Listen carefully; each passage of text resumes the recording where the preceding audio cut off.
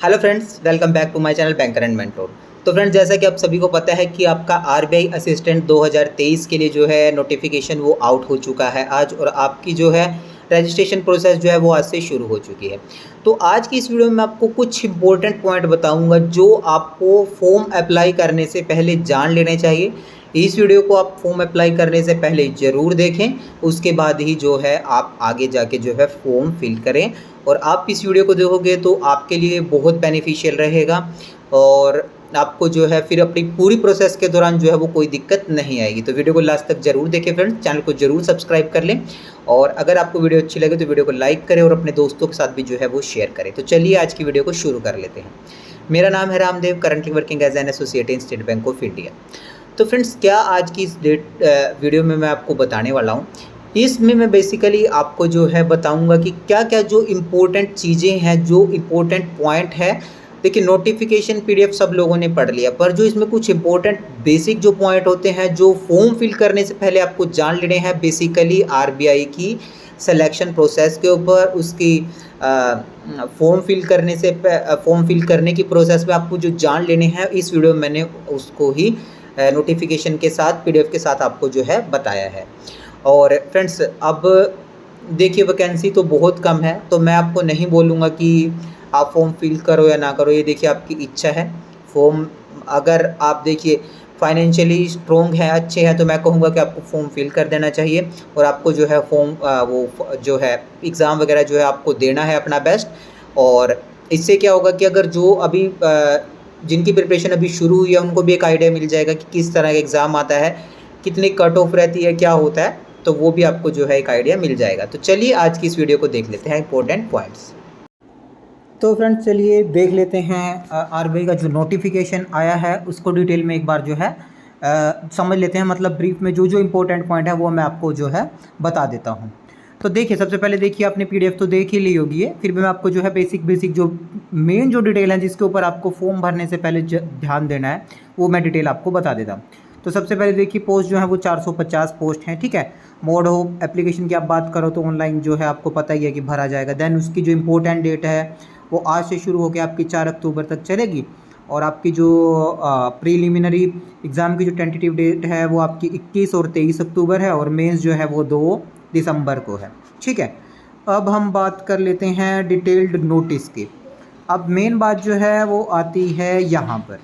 अब यहाँ पर आप देख लीजिए, सबसे ज़्यादा जो वैकेंसी है वो देखिए यहाँ पर दी हुई है मुंबई में, देन उसके बाद है आपकी बेंगलुरु में, देन उसके बाद है आपकी कानपुर एंड लखनऊ में, देन उसके बाद मैं बात करूँ तो उसके बाद जो वैकेंसी है वो है आपकी न्यू दिल्ली में, और देन उसके बाद है आपकी गुवाहाटी में, ठीक है। तो ये जो है आपकी, मतलब जो मेन लोगों का जो फोकस होगा वो ज़्यादा वैकेंसी की तरफ होगा।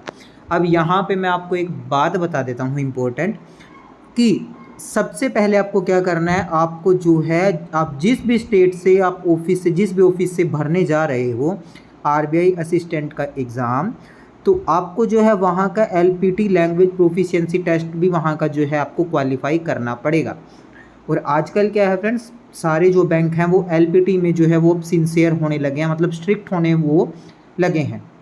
अभी मैं आपको एक एग्जांपल देता हूँ। मेरे फ्रेंड की जो है वो आईबीपीएस की ज्वाइनिंग थी क्लर्क में, तो उसका जो है एलपीटी पहली बार में पास नहीं हुआ था, तो उसको जो है वो एलपीटी के लिए जो है मतलब दूसरी बार और लास्ट बार उसको जो है वो बुलाया गया था कि अगर वो उस बार पास कर लेता है तो वो क्वालिफाई हो जाएगा, अगर वो पास नहीं कर पाता तो फिर उसको जो है डिसक्वालीफाई कर दिया जाएगा।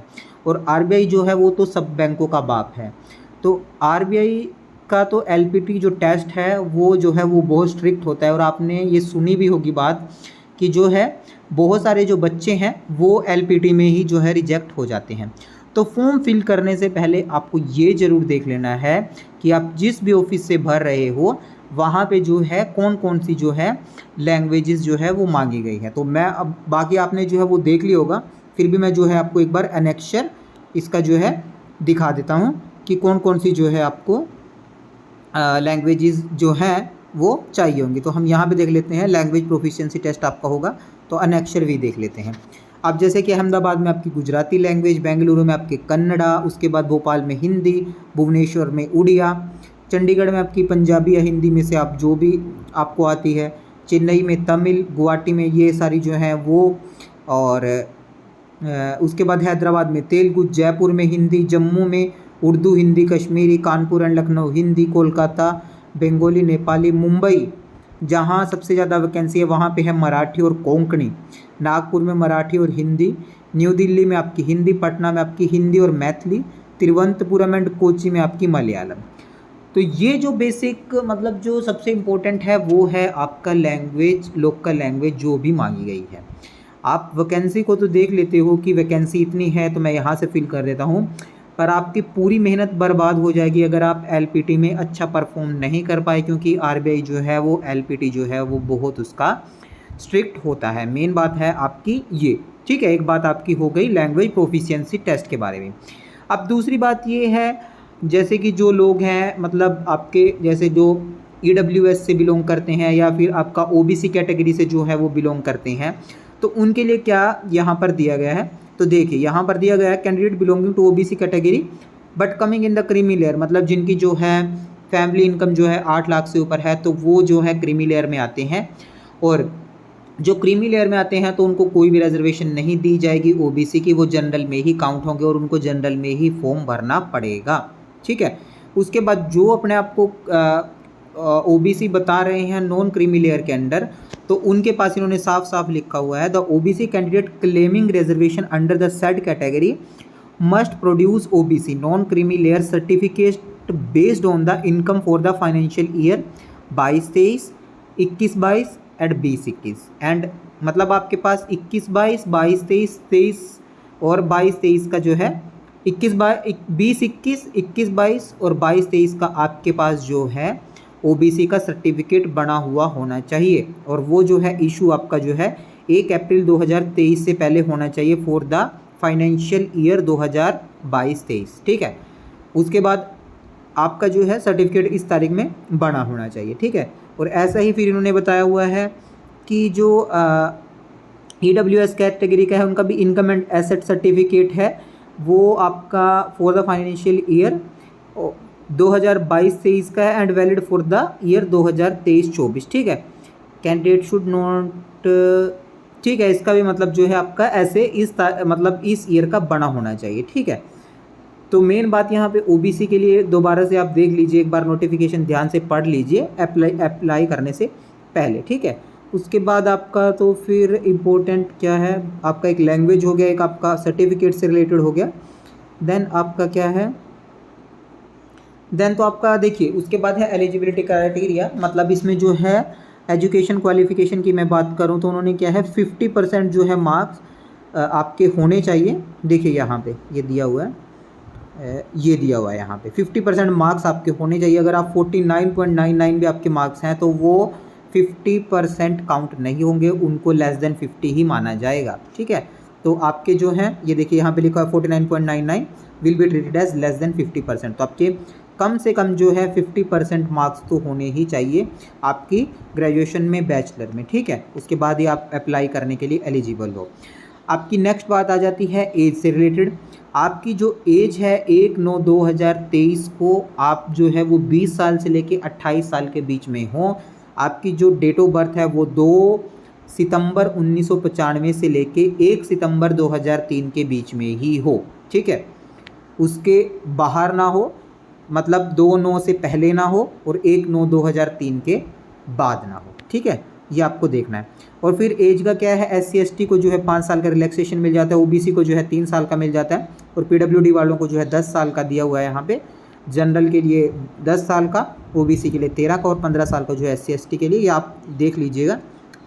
उसके बाद आपका क्या है, उसके बाद देखिए आपका फिर वही प्रीलिमिनरी और मेंस का जो है इन्होंने एग्ज़ाम पैटर्न दिया हुआ है और एग्ज़ामिनेशन सेंटर और पे स्केल वगैरह जो है ये तो ठीक है, खैर ये तो आपका बाद की बात है।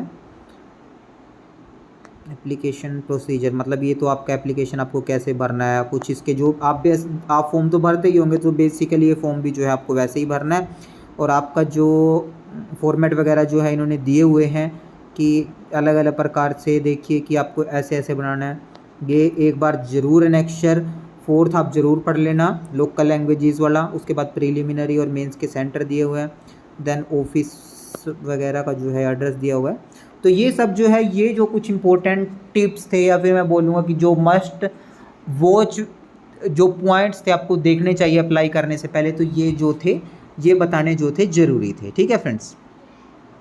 तो फ्रेंड्स, जैसे कि आप सबने जो है वो इम्पोर्टेंट्स पॉइंट जो है वो इसमें जो है वो आपने देख लिए होंगे, और मुझे आशा है कि आप सबको ये जो है सब चीज़ें जो है वो समझ में आ गई होंगी।